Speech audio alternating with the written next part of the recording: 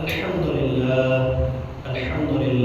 نحمده ونستعينه ونستغفره ونعوذ بالله من شرور أنفسنا ومن سيئات أعمالنا من يهده الله فلا مضل له ومن يضلل فلا هادي له أشهد أن لا إله إلا الله وحده لا شريك له وأشهد أن محمدا عبده ورسوله اللهم صل على محمد وعلى آل محمد كما صليت على إبراهيم وعلى آل إبراهيم إنك حميد مجيد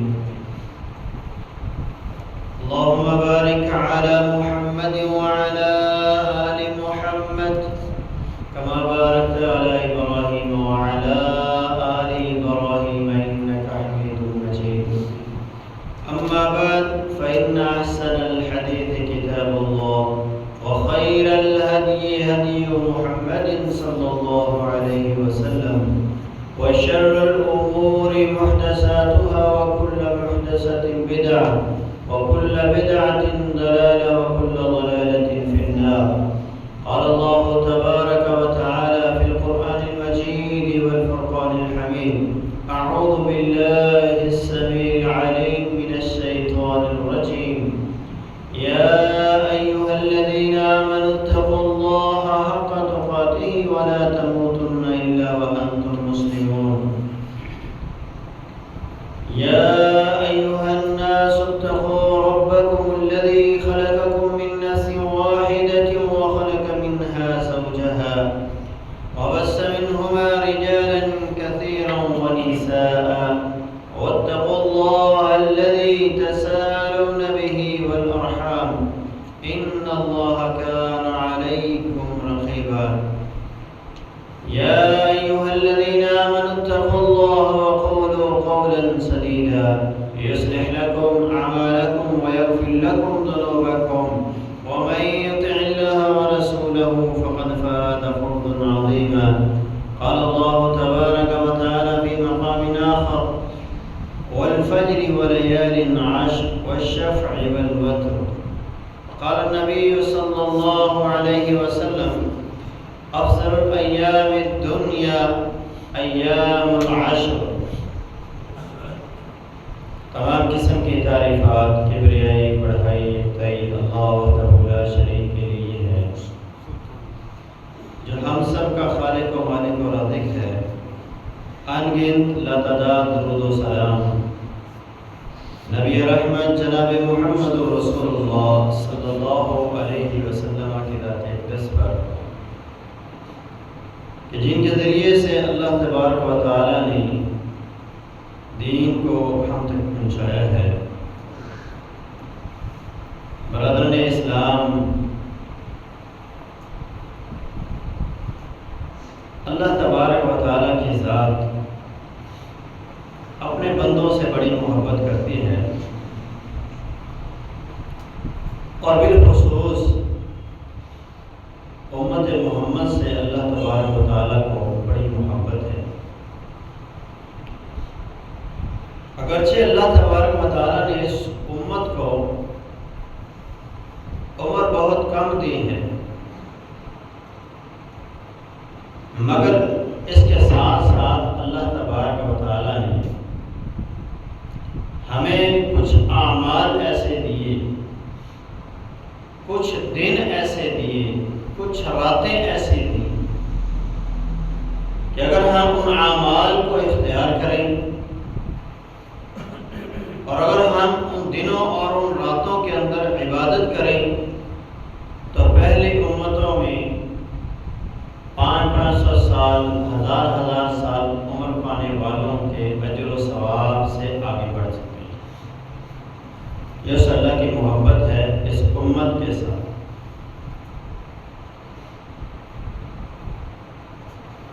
انہی دنوں اور انہی راتوں میں ذی الحج کا پہلا عشرہ بھی ہے،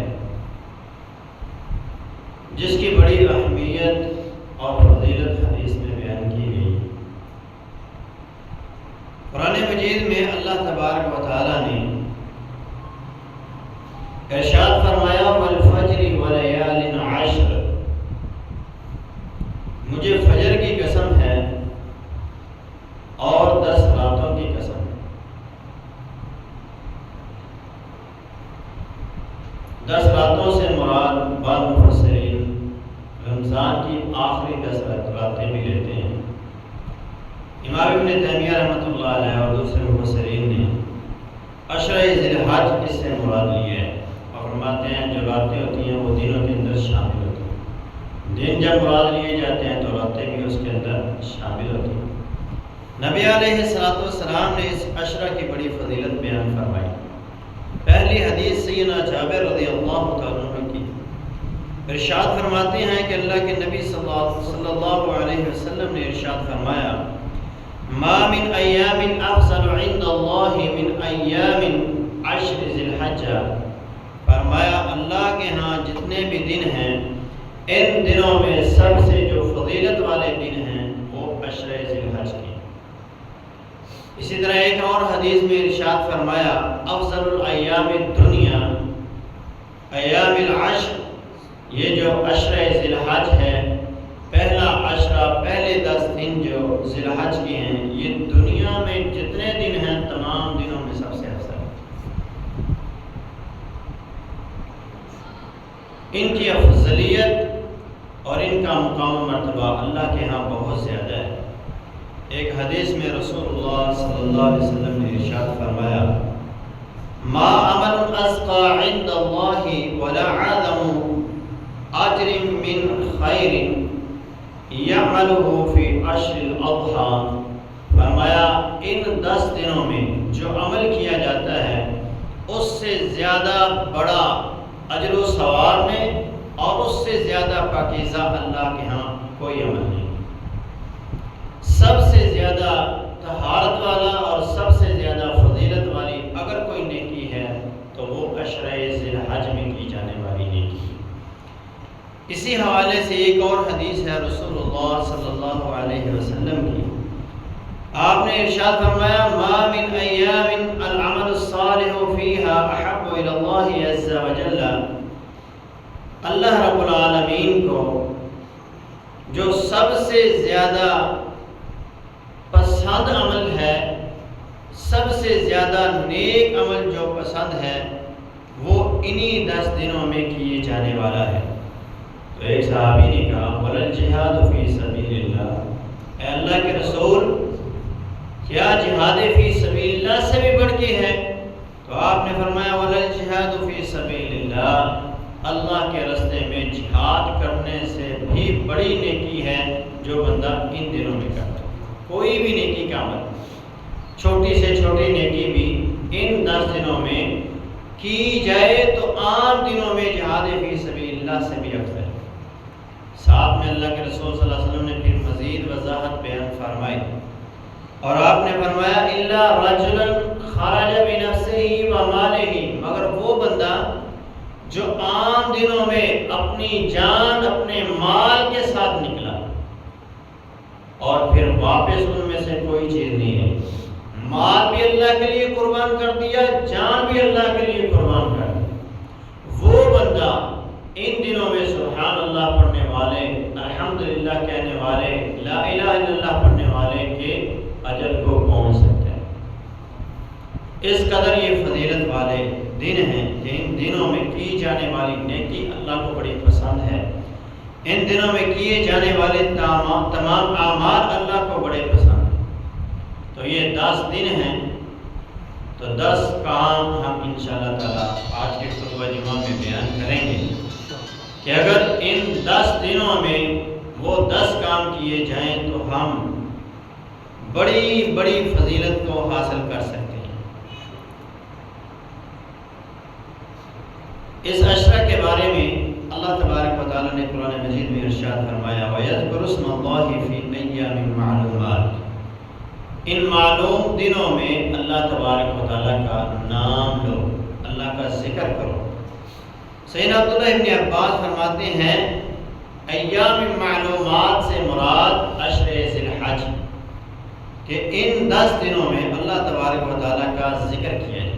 تو پہلا کام ان 10 دنوں میں اللہ تبارک و تعالیٰ کا ذکر کرنا ہے، اللہ کو یاد کرنا ہے۔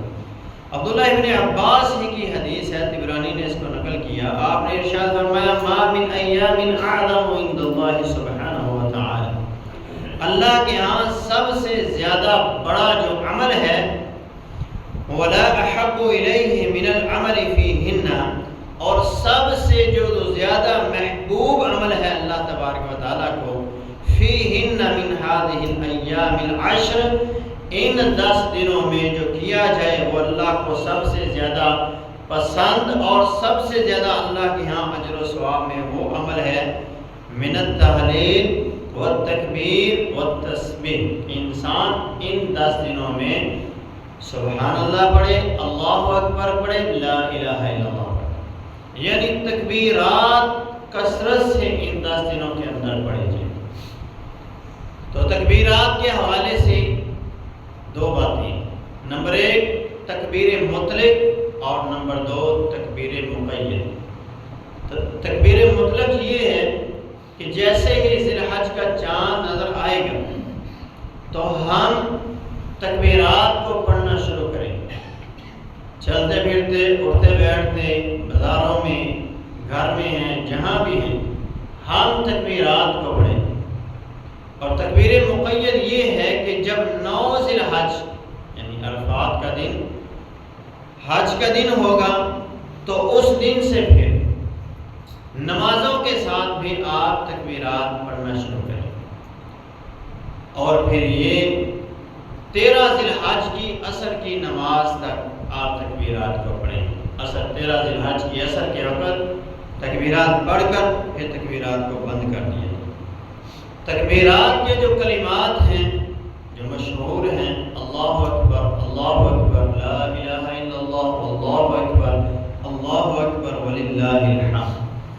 تو یہ حضرت عبداللہ ابن عمر، حضرت عبداللہ ابن عباس، حضرت ابو ہریرہ، حضرت عبداللہ ابن زبیر رضی اللہ عنہ کا عمل تھا کہ جیسے ہی ذی الحج کا چاند طلوع ہوتا تو وہ بازاروں میں جاتے اور اونچی اونچی آواز میں تکبیرات پڑھتے، گلی محلوں میں گزرتے ہوئے اونچی اونچی آوازوں میں تکبیرات پڑھتے، ان کی آواز سن کر لوگ ان کے ساتھ ساتھ بھی تکبیرات کو پڑھنا شروع کرتے۔ دوسرا عمل ان 10 دنوں میں جو کیا جائے گا، پہلا عمل تکبیرات کا پڑھنا ہے، دوسرا عمل ہے کہ جو بندہ قربانی کا ارادہ رکھتا ہو کہ میں قربانی کروں گا، اس کے لیے کیا ہے، من رأى ہلال ذی الحجہ واراد ان یضحی فلا یأخذ من شعره ولا من اظفاره، تو اس کو چاہیے کہ وہ چاند کے طلوع ہونے سے پہلے ذی الحج کا چاند نظر آئے اس سے پہلے اس کو چاہیے کہ وہ اپنے بالوں کو کاٹ لے، زیر ناف بالوں کو موڑ لے، بغلوں کے بالوں کو اکھاڑ دے اور اپنی مونچھوں وغیرہ کو تراش لے، ناخن وغیرہ تراش لے۔ یہ کام کو ذی الحج کے چاند نظر آنے سے پہلے کر لے۔ چاند نظر آ جائے تو اس کے بعد اگر اس نے قربانی کرنی ہے تو پھر وہ نہیں کاٹے، اللہ یہ کہ وہ بندہ جس بندے کے 40 دن سے اوپر گزر جائیں، اب وہ بھی گنہگار ہیں، تو اس بندے کو چاہیے کہ وہ اپنے بالوں وغیرہ کو کاٹ لے، صفائی ستھرائی کا خیال رکھے۔ اس حدیث پر ہم سب عمل کرتے ہیں۔ جن بندوں نے قربانی کرنی ہوتی ہے وہ ان 10 دنوں میں نہ بال کاٹتے ہیں، نہ وہ ان 10 دنوں میں ناخن کاٹتے۔ کیوں؟ کیونکہ انہیں پتہ ہے کہ اللہ کے نبی صلی اللہ علیہ وسلم کا یہ فرمان، ایک فرمان کو ہم مانتے ہیں، دوسرے فرمان کو ہم چھوڑ دیتے ہیں۔ دوسری طرف کیا ہے کہ اللہ کے رسول فرماتے ہیں داڑھیوں کو معاف کر دو، انہیں چھوڑ دو۔ اسی نبی کی زبان سے یہی الفاظ نکلے اور اسی نبی کی زبان سے قربانی کے الفاظ نکلے ہیں، تو قربانی والی بات پہ ہم عمل کرتے ہیں اور دوسری بات کو ہم چھوڑ دیتے ہیں۔ ذرا اپنے گریبانوں میں جھانکیں کہ کیا ہم رسول اللہ صلی اللہ علیہ وسلم کی حقیقی معنوں میں اطاعت کرتے ہیں؟ اگر کرتے ہیں تو ٹھیک ہے، اپنے مطلب کی مان لیتے ہیں، جو اپنے مطلب کی نہیں ہوتی اسے چھوڑ دیتے ہیں۔ کیوں بال بڑھا رہے ہیں؟ کیوں ناخن نہیں کاٹ رہے؟ لوگوں کو پتہ چلے کہ میں نے قربانی کرنی؟ نہیں، یہ کام نہ کریں۔ اسی نبی کا یہ فرمان ہے کہ تم داڑھیوں کو معاف کر دو، جس نبی نے کہا تھا قربانی کرنے والا بندہ چاند نظر آنے سے پہلے بالوں کو کاٹے، چاند نظر آنے کے بعد نہ وہ بالوں کو کاٹ سکتا ہے نہ وہ ناخنوں کو کاٹ سکتا ہے۔ اس حوالے سے ایک اور رسول اللہ صلی اللہ علیہ وسلم کی حدیث ہے کہ قربانی والے دن جس نے قربانی کرنی ہے وہ قربانی کرنے کے بعد اپنے بالوں کو بھی کاٹ لے، اپنے ناخنوں کو بھی کاٹ لے۔ اور ایک وہ بندہ ہے، اس کے لیے یہ شرط نہیں ہے کہ وہ 10 دن بال نہ کاٹے، ناخن نہ کاٹے۔ اس کے لیے یہ ہے کہ جس بندے کے پاس استطاعت نہیں ہے قربانی کرنے کی، وہ قربانی والے دن اگر اپنے بالوں کو کاٹ لیتا ہے، اپنے ناخنوں کو کاٹ لیتا ہے، تو اس سے بھی اللہ تبارک و تعالیٰ قربانی کرنے کا ثواب عطا فرمائے۔ تو یہ رخصت ہے ان لوگوں کے لیے کہ جن لوگوں کے پاس قربانی کرنے کی استطاعت نہیں۔ تیسرا کام، پہلا کام کیا تھا کہ تکبیرات پڑھیں، دوسرا کام کیا ہے؟ ابھی بتائیں، دوسرا کام کیا ہے؟ جس بندے نے قربانی کرنی ہے وہ کیا کرے گا؟ بال اور ناخن وغیرہ پہلے کاٹ لے گا، بعد میں نہیں۔ تیسرا کام ہے ان 10 دنوں میں روزہ رکھا جائے، 9 دن۔ اس حوالے سے رسول اللہ صلی اللہ علیہ وسلم کی ایک حدیث ہے، سیدنا ہندہ بن خالد الجوہنی رضی اللہ تعالیٰ عنہ فرماتے ہیں کانا یصوم 9 ذی الحجہ۔ اس کا معنی 9 ذی الحجہ کا معنی بعض کرتے ہیں 9 دن اللہ کے نبی صلی اللہ علیہ وسلم روزہ رکھتے ہیں، بعض کہتے ہیں 9 ذی الحج ہی کا اللہ کے رسول صلی اللہ علیہ وسلم روزہ رکھتے ہیں۔ جیسا کہ وہ دوسری حدیث میں بھی آیا ہے کہ سئل عن صوم یوم عرفہ، اللہ کے نبی صلی اللہ علیہ وسلم سے یوم عرفہ کے دن کے روزے کے بارے میں پوچھا گیا تو آپ نے فرمایا یکفر السنۃ الماضیۃ والباقیہ، اس ایک دن کے روزے کی وجہ سے اللہ بندے کے 2 سال کے گناہوں کو معاف فرما دیتا ہے۔ 1 سال جو گزر چکا ہے اور 1 سال جو ابھی جاری ہو سکتا ہے، تو اس کے 2 سال کے گناہ معاف ہو جاتے ہیں جو 9 ذی الحج کا روزہ رکھتا ہے۔ اور جو 1 ذی الحج سے لے کر 9 ذی الحج تک روزے رکھتا جائے گا تو ایک نفلی روزے کا اجر یہ ہے کہ رسول اللہ صلی اللہ علیہ وسلم نے فرمایا اس بندے کو جہنم سے اتنا دور کر دیا جاتا ہے جتنا زمین سے آسمان کا فاصلہ ہے، اور زمین سے آسمان کا جو فاصلہ ہے یہ 500 سال کی مسافت ہے۔ تو گویا ایک دن کا نفلی روزہ رکھنے والا بندہ جہنم سے 500 سال کی مسافت دور کر دیا جاتا ہے۔ تو اگر 9 روزے رکھ لیں گے تو آپ 4500 سال جہنم سے دور کر دیے جائیں گے۔ تو یہ بہت بڑا اجر و ثواب ہے جسے ہمیں حاصل کرنا ہے۔ پہلا کام تکبیرات کا پڑھنا ہے، دوسرا کام قربانی کرنے والا بندہ اپنے ناخنوں کو بالوں کو پہلے کاٹ لے گا، تیسرا کام کیا ہے؟ روزہ رکھا جائے گا ان 10 دنوں۔ چوتھا کام صدقہ کرنا ہے۔ اگر اللہ نے آپ کو مال سے نوازا ہے، آپ کے پاس اللہ کی طرف سے خیر اور اس کا فضل ہے، تو آپ اپنے مال سے اللہ کے راستے میں سخاوت کریں، اللہ کے راستے میں اپنے مال کو نشاور کریں، دائیں بائیں آگے پیچھے رشتہ داروں میں غیروں میں ہر بندے کو اس مال میں سے عطا کریں۔ جو جو مستحق ہیں ان تک آپ اپنا مال پہنچائیں۔ ایک تو اس سے یہ ہوگا کہ آپ کو اللہ ہر قسم کی پریشانی سے، مصیبت سے نجات عطا فرمائے۔ جو آنے والے مصائب ہیں، پریشانیاں ہیں، ان سے بھی اللہ آپ کو محفوظ کر دے، اور ساتھ ساتھ آپ کے لیے فرشتے دعائیں کرنا شروع ہو جائیں گے۔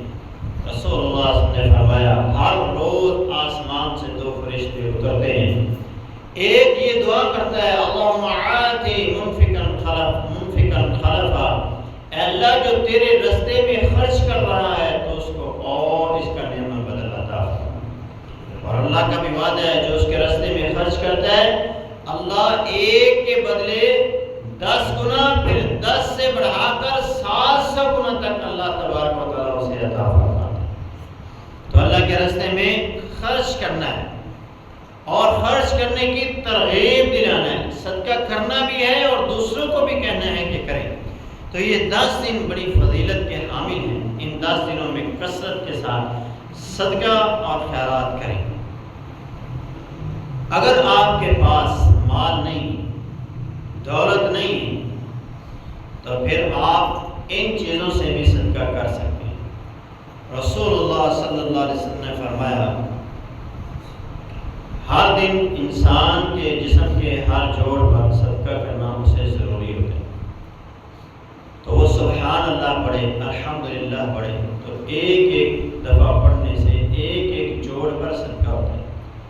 تو گویا سبحان اللہ پڑھنا بھی صدقہ ہے، الحمدللہ کہنا بھی صدقہ ہے، لا الہ الا اللہ پڑھنا بھی صدقہ ہے، اللہ اکبر کہنا بھی صدقہ ہے، کسی مسلمان بھائی سے خوش ہو کر ملنا یہ بھی صدقہ ہے، مسلمان بھائی کی زیارت کو جانا، کسی مسلمان بھائی کی تیمارداری کو جانا یہ بھی صدقہ ہے، کسی کو رستہ بتلانا یہ بھی صدقہ ہے، اور رستے کو صاف رکھنا یہ بھی صدقہ ہے، پانی پلانا یہ بھی صدقہ ہے، کھانا کھلانا یہ بھی صدقہ ہے، امر بالمعروف نہی عن المنکر کرنا یہ بھی صدقہ ہے، سلام کہنا یہ بھی صدقہ ہے، کسی کی مدد کرنا یہ بھی صدقہ ہے، ناراض لوگوں میں صلح کروانا یہ بھی صدقہ ہے، قرض دار کو مہلت دینا بھی صدقہ ہے، قرض دینا بھی صدقہ ہے، معاف کرنا، بیوی بچوں کو کھلانا یہ بھی صدقہ ہے۔ تو آپ کے پاس اگر مال نہیں ہے تو جو آپ کی حیثیت ہے آپ اپنی حیثیت کے مطابق صدقہ کریں۔ رسول اللہ صلی اللہ علیہ وسلم کے پاس ایک آدمی بیٹھا ہوا تھا، تو وہ کہتا ہے اے اللہ کے رسول میرے پاس مال تو نہیں ہے لیکن میں اپنی عزت کا صدقہ کروں۔ تو رسول اللہ صلی اللہ علیہ وسلم نے فرمایا عزت کا صدقہ کیسا صدقہ ہے؟ تو اس نے کہا کہ کوئی مجھے گالی دے گا تو میں خاموش رہوں گا، کوئی مجھے تھپڑ مارے گا، مجھ سے لڑائی کرے گا تو میں خاموش رہوں گا، یہ ہے میری عزت کا صدقہ۔ تو رسول اللہ صلی اللہ علیہ وسلم نے فرمایا تیرا صدقہ اللہ نے قبول کر لیا۔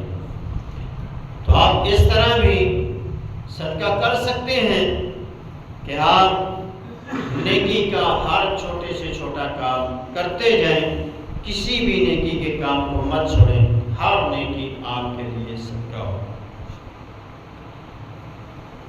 5واں کام نوافل کا اہتمام کرنا ہے۔ فرائض کی پابندی تو کرنی ہی کرنی ہے کیونکہ وہ تو کسی حالت میں معاف نہیں۔ عام دنوں میں اگر آپ سے نوافل کے اندر کمی اور کوتاہی ہوتی ہے تو ان 10 دنوں میں اپنی روٹین سیٹ کر لیں، آپ اپنی عادت کو درست کر لیں، جو نوافل کے اندر آپ سے کمی ہو رہی ہے اس کو دور کریں، اپنی اصلاح کریں اور نوافل کے اوپر اہتمام کرنا شروع کریں۔ 17 فرائض آپ نے دن میں ادا کرنے ہیں، فجر، ظہر، عصر، مغرب، عشاء، یہ 17 رکھتے ہیں جو فرائض کی شکل پر ہیں، جو ہم نے لازماً ادا کرنے۔ اس کے بعد 12 سنت موقدہ ہیں، 12 رکعت سنت موقدہ ہیں جن کو آپ نے ادا کرنا ہے، 8 رکعتیں غیر موقدہ ہیں جنہیں آپ نے ادا کرنے کی عادت ڈالنی ہے، 3 وتر ہیں، تہجد کی نماز 2 رکعت سے لے کر 8 رکعت تک آپ ادا کریں، اشراق کے 2 نفل آپ پڑھنے کی عادت ڈالیں، ضحیٰ اور چاشت کے 4 نفل پڑھنے کی عادت ڈالیں، وضو کے 2 نفل پڑھنے کی عادت بنائیں، ان ان 10 دنوں میں مسجد آئے ہیں تو بیٹھنے سے پہلے 2 نفل آپ ادا کریں، اور عشاء کی نماز پڑھنے کے بعد 4 رکعت ایک سلام کے ساتھ، یعنی 2 رکعتیں کے بعد تشہد پڑھنے کے بعد کھڑے ہو جائیں، تو پھر ایک دفعہ جو ہم سلام پھیرتے ہیں 4 رکعتیں جس طرح پڑھتے ہیں اس طرح پڑھیں۔ اکٹھی 4 رکعتیں جو بندہ پڑھتا ہے، رسول اللہ صلی اللہ علیہ وسلم نے ارشاد فرمایا کہ اللہ تبارک و تعالیٰ کی ذات اس بندے کو لیلۃ القدر کے برابر اجر و ثواب عطا فرماتی ہے۔ تو ہر رات میں آپ لیلۃ القدر کا ثواب حاصل کر سکتے ہیں، اور لیلۃ القدر کا ثواب اور اس کی فضیلت کیا ہے؟ ایک تو یہ ہے کہ جو بندہ لیلۃ القدر کو پا لیتا ہے، اللہ اس کی زندگی کے سارے گناہوں کو معاف فرما دیتا ہے۔ دوسرا اجر و ثواب یہ ہوتا ہے کہ ایک بندہ 1000 مہینہ عبادت کرتا ہے، اس کا ثواب ایک طرف، اور لیلۃ القدر کو عبادت کرنے والا اور اس رات کو پا کر اللہ کو راضی کرنے والے بندے کا ثواب اس 1000 مہینے کی عبادت کرنے والے سے زیادہ افضل ہے، زیادہ اس کا ثواب۔ تو یہ ثواب آپ ہر رات کو اللہ سے حاصل کر سکتے ہیں۔ عشاء کی نماز کے بعد آپ 4 رکعت نفل ادا کریں۔ چھٹا کام جو آپ نے ان 10 دنوں میں کرنا ہے وہ ہے کثرت کے ساتھ اللہ تبارک و تعالیٰ کا ذکر کرنا۔ اللہ تبارک و تعالیٰ کا کثرت کے ساتھ ذکر کرنا۔ رسول اللہ صلی اللہ علیہ وسلم کی حدیث ہے، آپ نے ارشاد فرمایا ما من ایام اعظم عند اللہ سبحانہ و تعالی ولا احب الیہ من العمل فیہن من هذه الايام العشر فیہن من التہلیل والتکبیر والتسبیح والتحمید۔ آپ نے ارشاد فرمایا اللہ کے ہاں سب سے زیادہ عظمت والے اور سب سے زیادہ پسندیدہ جو اعمال ہیں ان دنوں میں جو کیے جاتے ہیں، ان میں سے بھی جو اللہ کو پسند ہیں وہ ہیں لا الہ الا اللہ پڑھنا، اللہ اکبر پڑھنا، الحمدللہ پڑھنا۔ تو یہ کلمات ان 10 دنوں کے اندر کثرت کے ساتھ پڑھیں، یہ اللہ کو بڑے محبوب ہیں، اللہ ان کا بڑا ہی اجر و ثواب عطا فرمائے۔ دوسری احادیث میں رسول اللہ صلی اللہ علیہ وسلم نے مزید وضاحت فرمائی۔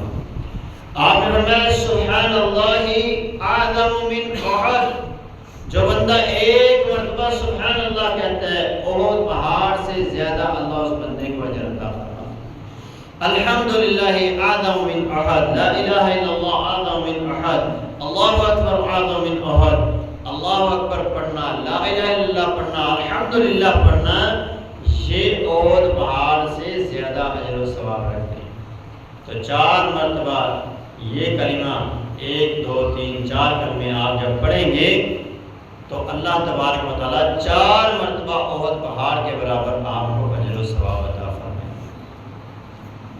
اسی طرح سبحان اللہ و بحمدہ، سبحان اللہ العظیم، یہ کلمات اللہ کو بڑے پسند ہیں، ان کا کثرت کے ساتھ ورد کریں۔ نبی علیہ السلام نے ایک اور حدیث میں ارشاد فرمایا کہ جو ترازو قیامت کے دن لگایا جائے گا، اس ترازو کے ایک پلڑے میں اگر 7 زمینوں اور 7 آسمان کو رکھ دیا جائے تو وہ بھرے گا نہیں، مگر ایک مرتبہ سبحان اللہ کہنے سے وہ آدھا ہو جائے گا، اور ایک مرتبہ الحمدللہ کہنے سے وہ ترازو نیکیوں سے بھر جائے گا۔ تو آپ ایک مرتبہ جب کہیں گے تو آپ کا ترازو نیکیوں سے بھر جائے گا۔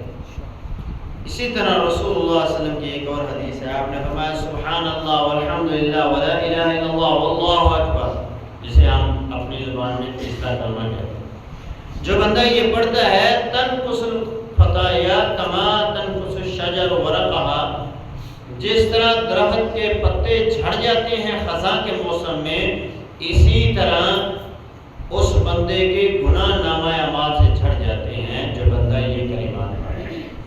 تو اس کلمے کا ورد کثرت کے ساتھ ان 10 دنوں میں کرنا ہے۔ ام ہانی رضی اللہ تعالی عنہا فرماتی ہیں میں رسول اللہ صلی اللہ علیہ وسلم کے پاس آئی اور میں نے کہا اللہ کے رسول بوڑھی ہو رہی ہوں، اب لمبی چوڑی یہ باتیں نہیں ہوتی، مختصر مجھے عبادت بتائیں، ایسے ذکر بتائیں، ایسے اعمال بتائیں جن کو میں کروں اور قیامت کے دن سرخرو ہو جاؤں۔ تو رسول اللہ صلی اللہ علیہ وسلم نے اپنی چچا زاد بہن سے کہا سبح اللہ مئات تسبیحہ، اے میری بہن 100 مرتبہ سبحان اللہ کہہ، فَإِنَّهَا تَعْدِلُ لَكَ مِئَةُ رَقَبَةٍ تُعْتِقِينِهَا مِنْ وَلْدِ اسماعیل، تجھے اللہ اسماعیل علیہ السلام کی اولاد سے 100 غلام آزاد کرنے کا ثواب عطا فرمائے۔ ایک غلام آزاد کرنے کا ثواب کیا حدیث میں بیان کیا گیا ہے کہ رسول اللہ صلی اللہ علیہ وسلم فرماتے ہیں اس کے ایک ایک جوڑ کے بدلے بندے کا ایک ایک جوڑ جہنم سے آزاد کر دیا جائے، سر کے بدلے سر، بازو کے بدلے بازو، وجود پورے کا پورا وجود، جیسے وہ دنیا میں آزادی پاتا ہے اسی طرح قیامت کے دن اللہ اس بندے کو جہنم سے آزاد فرمائے۔ تو 100 مرتبہ سبحان اللہ پڑھنے سے 100 غلام آزاد کرنے کا اللہ ثواب عطا فرمائے گا، اور وہ بھی گویا نبی علیہ السلام کی نسل سے۔ نبی علیہ السلام بھی حضرت اسماعیل علیہ السلام کی نسل سے ہی۔ اسی طرح آگے اسی حدیث میں آپ نے سیدہ ام ہانی رضی اللہ تعالیٰ سے کہا وَاحْمِدِ اللَّهَ مِئَةَ تَحْمِيدًا، اے میری بہن 100 مرتبہ الحمدللہ پڑھ، فَإِنَّهَا تَعْدِلُ لَكِ مِئَةَ فَرْسٍ مُسْرَجَةٍ مُلْجَمَةٍ تَحْمِلِينَ عَلَيْهَا فِي سَبِيلِ اللَّهِ، اے میری بہن 100 مرتبہ الحمدللہ پڑھنا۔ اس کے پڑھنے سے کیا ہوگا؟ اللہ تجھے 100 ایسے گھوڑوں کا اجر و ثواب عطا فرمائے گا جنہیں تیار کیا جاتا ہے، ان پہ زینے کسی جاتی ہیں اور انہیں فی سبیل اللہ جہاد کے لیے بھیج دیا جاتا ہے۔ جتنا اجر اللہ ان گھوڑوں کو خرچ کرنے، گھوڑوں کو فی سبیل اللہ وقف کرنے والے کو عطا فرماتا ہے، اتنا اجر اللہ تمہیں بھی عطا فرمائے گا۔ اسی طرح پھر آگے آپ نے فرمایا کبیر اللہ مئات تکبیرہ، روزانہ اللہ اکبر بھی 100 مرتبہ پڑھنا، فَإِنَّهَا تَعْدِلُ لَكِ مِئَةُ بَدْنَةٍ مُقَلَّدَةٍ مُتَقَبَّلَةٍ، تجھے اللہ 100 مرتبہ اللہ اکبر کہنے پر 100 قربانیاں، اور وہ بھی وہ قربانیاں جنہیں قلادہ ڈال دیا جاتا ہے میدان عرفات کی طرف حج کے لیے جو قربانیاں جاتی ہیں، جتنا اجر اللہ ان قربانیوں کا لوگوں کو عطا فرماتے ہیں، اللہ تجھے بھی 100 قربانیوں کا اجر عطا فرمائے۔ آگے رسول اللہ صلی اللہ علیہ وسلم نے فرمایا وَحَلِّلِ اللَّهَ مِئَةَ تَحْلِيلًا، 100 مرتبہ لا الہ الا اللہ بھی پڑھنا، کیا ہوگا؟ تَمْلَأُ مَا بَيْنَ السَّمَاءِ وَالْأَرْضِ، زمین سے آسمان کا جو فاصلہ ہے یہ سارا کا سارا تیرے لیے نیکیوں سے بھر دیا جائے گا۔ وَلَا يَرْفَعُ يَوْمَئِذٍ لِأَحَدٍ عَمَلٌ إِلَّا أَن يَأْتِيَ بِمِثْلِ مَا آتَيْتِ بِهِ، فرمایا یاد رکھ اس دن جس دن تو نے یہ عمل کیا، 100 مرتبہ سبحان اللہ، 100 مرتبہ الحمدللہ، 100 مرتبہ اللہ اکبر، 100 مرتبہ لا الہ الا اللہ، یعنی آپ سبحان اللہ والحمدللہ ولا الہ الا اللہ واللہ اکبر یہ کلمہ 100 مرتبہ پڑھیں گے، یہ ساری چیزیں 100 مرتبہ ہو جائیں گی، تو جو بندہ 100 مرتبہ یہ 4 کلمات پڑھے گا اس کا مقابلہ دنیا کا کوئی بندہ نہیں کر سکے گا۔ اس دن اللہ کی بارگاہ میں جتنے عمل پیش کیے جائیں گے سب سے زیادہ فضیلت والے جو عمل ہوں گے اس بندے کے، آگے اللہ کے ضرورت ہے سوائے اس بندے کے جس نے یہ کلمات پڑھی، یعنی آپ کا مقابلہ کرنے والا بھی کوئی نہیں ہوگا کہ نیکیوں میں کوئی بندہ آپ کا مقابلہ کرے۔ اس طرح مستدرک حاکم کی روایت میں تو رسول اللہ صلی اللہ علیہ وسلم نے فرمایا قولی لا الہ الا اللہ لا تترک لک ذنب، اے میری اے میری چچا زاد بہن یاد رکھ لا الہ الا اللہ پڑھتے رہنا، اس سے کیا ہوگا؟ تیرے نامہ اعمال میں جتنے گناہ ہوں گے سب ختم کر دیے جائیں گے، تیرے نامہ اعمال میں کوئی گناہ باقی نہیں رہے گا۔ 7واں کام قرآن مجید کی کثرت سے تلاوت کرنی، ان 10 دنوں میں کثرت کے ساتھ قرآن مجید کی تلاوت کرنی۔ 8واں کام حج کیا جاتا ہے، ان 10 دنوں میں 9 ذی الحج کو حج کیا جاتا ہے۔ حج کی فضیلت رسول اللہ صلی اللہ علیہ وسلم نے فرمایا، جس بندے کا حج مقبول ہوتا ہے وہ جب گھر واپس لوٹتا ہے تو ایسے ہوتا ہے جیسے اس کی ماں نے اسے آج ہی جنم دیا ہے، اس کے نامہ اعمال میں کوئی گناہ باقی نہیں رہتا، صرف نیکی ہی رہتی۔ حج کرنے والے تو حج میں چلے گئے اور وہ کریں گے، اللہ ان کا حج قبول کرے گا۔ ہم یہاں ہیں، اللہ بڑا رحیم ہے اور اس کا رسول بھی بڑا رحیم ہے، اس نے پیچھے رہنے والوں کو بھی محروم نہیں رکھا۔ اگر ہم یہاں رہ کر ان اعمال کی پابندی کر لیں جو رسول اللہ صلی اللہ علیہ وسلم نے بیان کیے ہیں تو یقیناً ہم بھی احرام باندھنے والے حاجیوں کے مقابل میں اجر و ثواب حاصل کر سکتے ہیں۔ اور وہ اعمال کیا ہیں؟ رسول اللہ صلی اللہ علیہ وسلم نے ارشاد فرمایا، من خرج من بیتہ متطہرا الی صلاۃ مکتوبہ، جو بندہ گھر سے وضو کر کے نکلتا ہے فرضی نماز ادا کرنے کے لیے، مسجد میں آ رہا ہے باجماعت نماز ادا کرنے کے لیے، وضو گھر سے کر کے نکلتا ہے، تو اللہ کے رسول فرماتے ہیں فَأَجْرُهُ كَأَجْرِ الْحَاجِ الْمُحْرَمِ، اللہ اس بندے کو اتنا اجر عطا فرماتے ہیں جتنا احرام باندھنے والے حاجی کو عطا فرماتے ہیں۔ وہ تو 15 لاکھ 10 لاکھ 11 لاکھ پتہ نہیں کتنے کتنے پیسے بھر کے گئے ہوئے، قبول ہوگا یا نہیں ہوگا وہ تو بعد کی بات ہے۔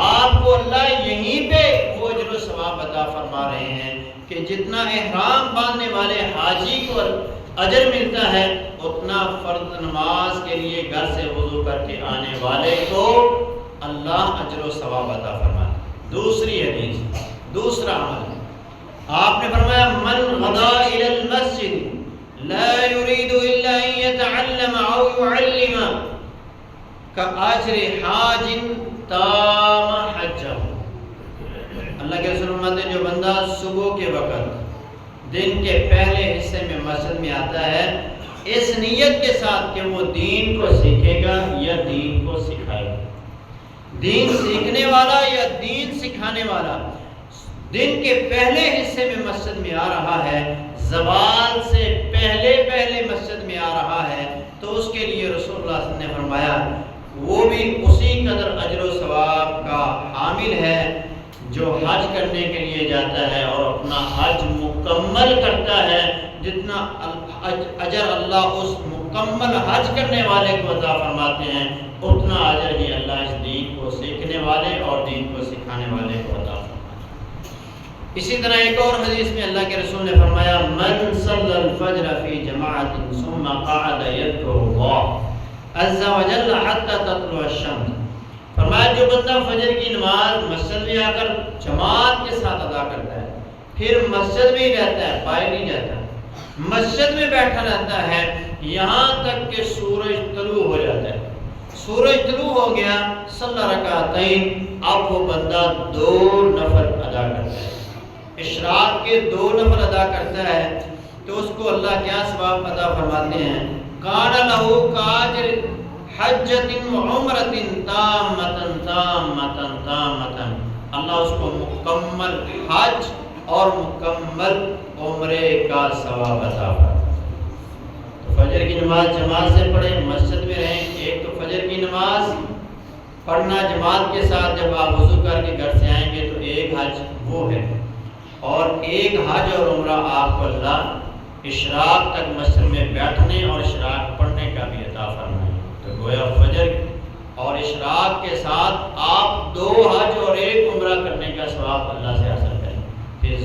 نماز، پھر عصر کی نماز، پھر مغرب کی نماز، پھر عشاء کی نماز، دن میں 6 حج اور 1 عمرہ آپ کر سکتے ہیں۔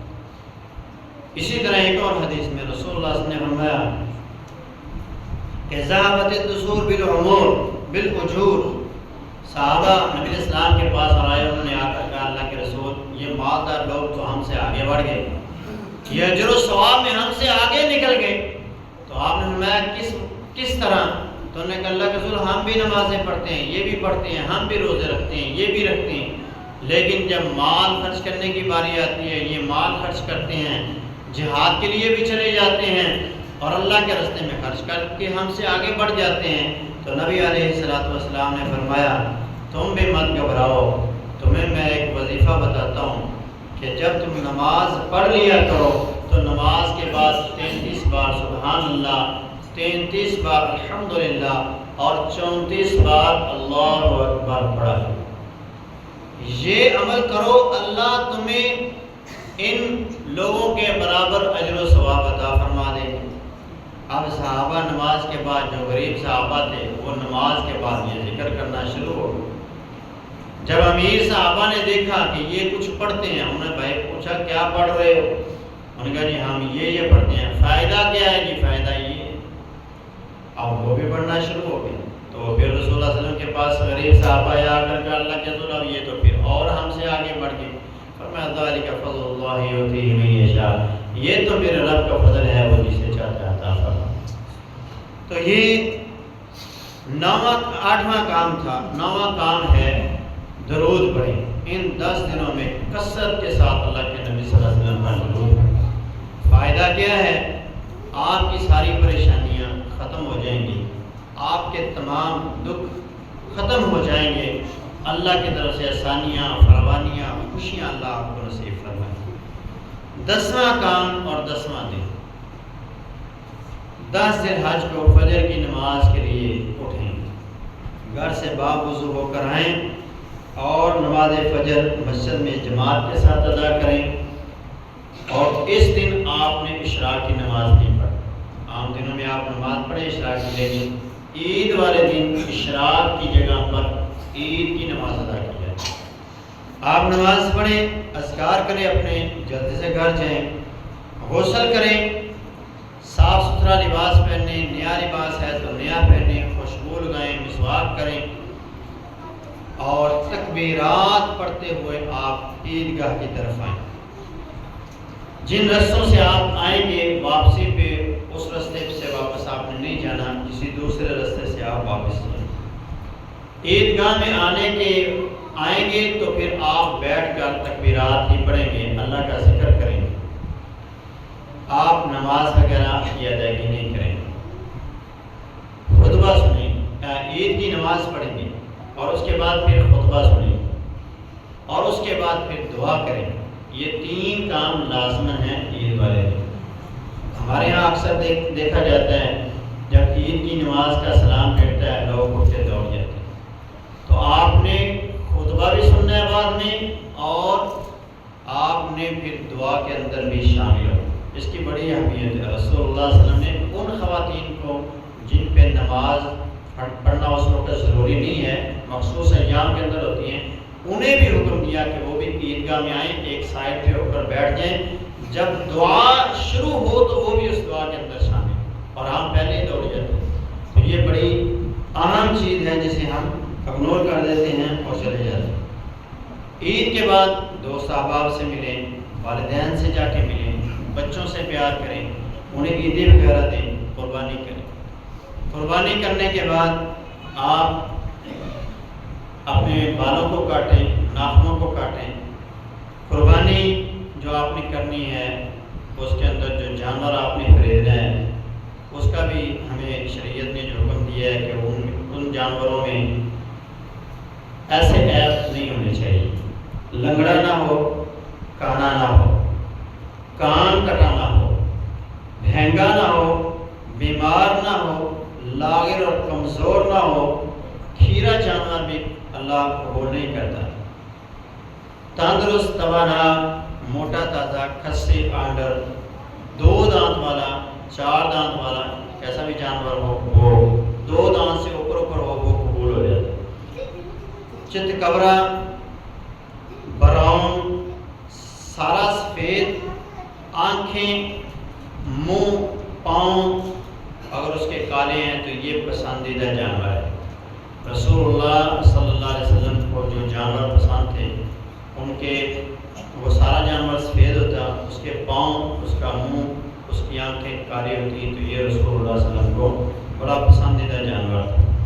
اسی طرح جو قربانیاں آپ کرتے ہیں ان قربانیوں میں جو سب سے افضل قربانی ہے وہ اونٹ کی قربانی ہے، پھر گائے کی، پھر مینڈے اور بکرے کی، بکرے وغیرہ۔ تو سب سے افضل قربانی جو ہے وہ اونٹ کی ہے، کیونکہ اس کے اندر 10 قربانیاں ہیں اور گائے کے اندر 7 قربانیاں ہیں۔ تو اللہ تبارک و تعالیٰ سے دعا ہے کہ ان 10 دنوں کی اہمیت کو سمجھ کر اللہ تبارک و تعالیٰ ہمیں ان میں نیک اعمال کثرت سے کرنے کی توفیق عطا فرمائے۔ اقول قولی ھذا